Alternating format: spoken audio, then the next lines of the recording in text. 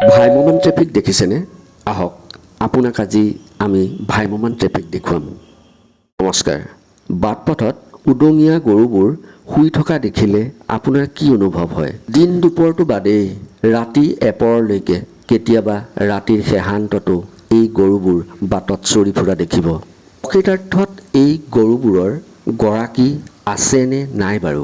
এই ব্যস্ত ৰাজপথটোত গৰুসমূহ কেনেদৰে ৰৈ আছে চাওক, আৰু গৰুসমূহ ৰৈ থকাৰ বাবে গাড়ীসমূহ কেনেদৰে গৰুসমূহৰ কাষেদি পাৰ হৈ গৈছে চাওকচোন।